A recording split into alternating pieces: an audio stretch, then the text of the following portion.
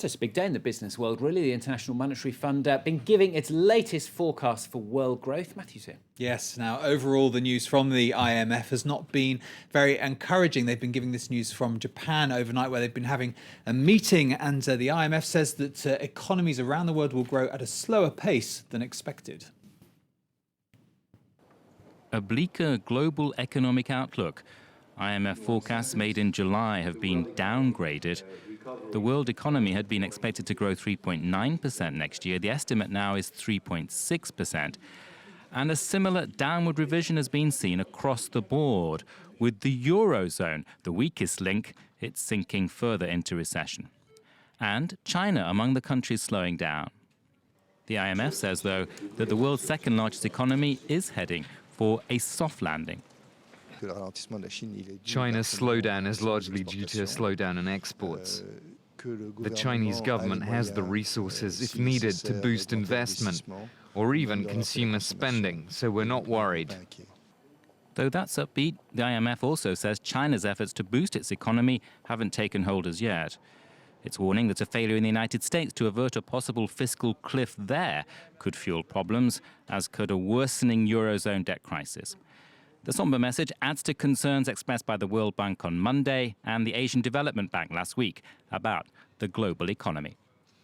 And France votes today to ratify rules that will force it to balance its budget. That's all part of efforts to get the budget deficit down to 3% next year. Well, the IMF also was giving its view on how that's going. It says it will have a budget deficit this year of 4.7, but it might miss that target for next year by 0.5%. OK, well, as we've been saying in the news today, Angela Merkel sticking her head in the lion's mouth. Her first visit to Greece in 5 years on Tuesday. Yes, that's right. And that's how long the country has been in recession. And Greece, of course, is waiting for its next bailout loan of 31.5 billion euros. Well, yesterday, the head of Eurozone finance ministers, Jean-Claude Juncker, stressed what Greece needs to do first before it gets that money.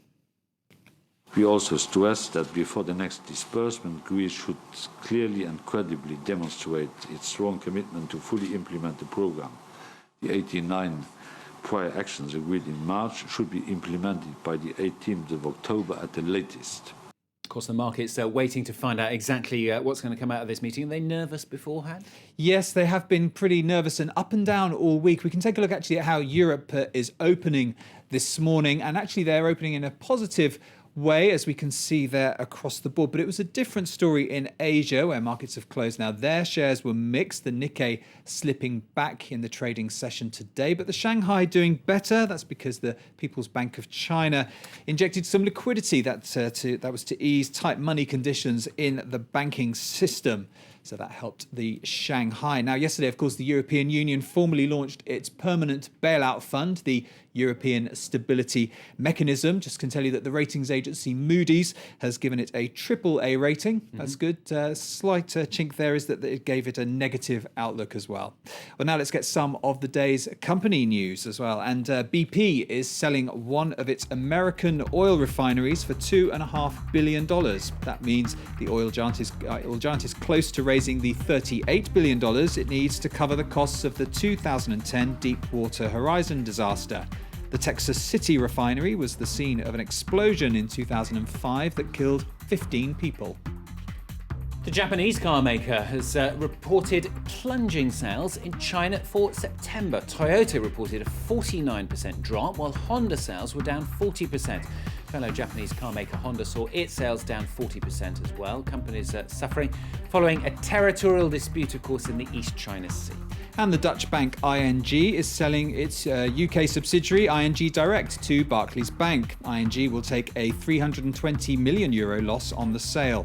The bank is selling assets as it prepares to repay Dutch state aid received in 2008. Now, time is running out for plans to create a huge aviation and defence group here in Europe. Yes, now this is a saga that changes really by the hour, it seems. The planned merger of the European aviation giant EADS and the British defence company BAE Systems. That'll be on the agenda today when European defence ministers meet. The two companies have to decide by Wednesday whether they're going to continue with these talks, but increasing opposition from shareholders and governments could scupper the deal. time for takeoff or grounded due to excess baggage.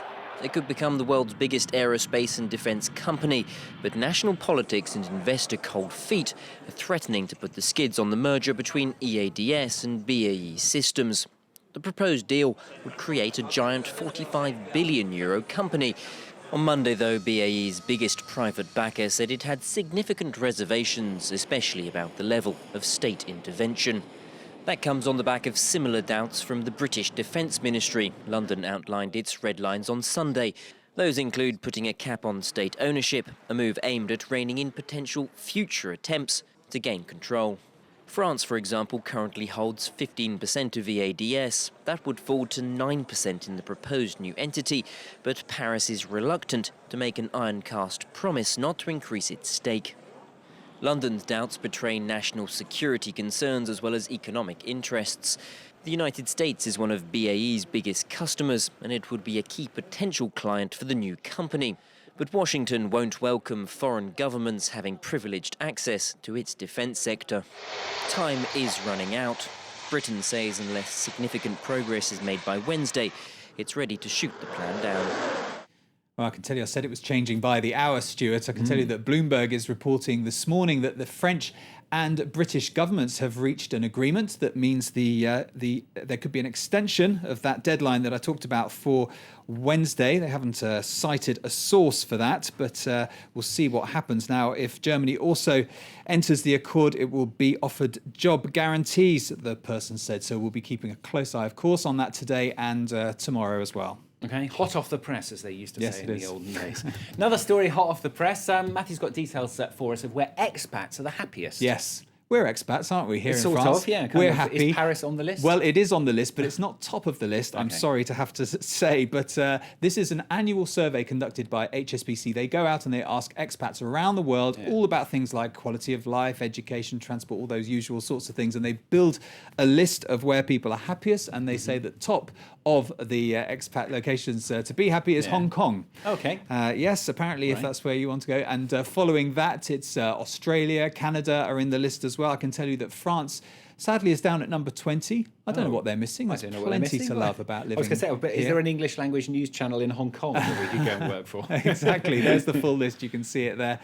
Other countries as well. The UK, number 8. Kuwait and the Cayman Islands. Cayman Islands, that sounds quite nice. I'm sure there's plenty to enjoy perhaps there. If we get bored one day, perhaps we'll pick one of them. Poor old France. Anyway, finally, the Mayor of London, he's been inviting even more French people, expats, well, they would be French if they went anyway, to move to London. That's right, and there are lots of expat French in London. They call it, don't they, the 5th or 6th biggest French city because there are so many people living there. 22nd arrondissement. That's right. Well, the Mayor of London, for people who don't know him, and there can't be many of those, Boris Johnson is quite a colourful character, used to colourful language as well. This time he's been saying that the tax system in France is putting a lot of people off. The way he decided to express that was by saying that not since 1789, year of the revolution, of course, has there been such terror and tyranny in France. That's a bit strong, isn't it? But what he's trying to say there is that he's inviting and welcoming French people who would like to move over the channel to come. He did make the caveat, actually, that he only wants talented French people to come to London and ones who are going to contribute to the economy. Of course there are, Stuart. How could I say that working in a French environment? Be very careful. Yeah, so we'll see how effective that is. But he's, of course, always known for making statements like that. And it follows up on what the Prime Minister, David Cameron, said, also rolling out the red carpet. Excellent. All right, thank you very much, Matthew. Apologies to all my French colleagues. I didn't mean it. It was just a joke. It was just a joke. Matthew, thanks a lot. Matthew with the Business on Fast Fact App. More coming up with Claire after the break.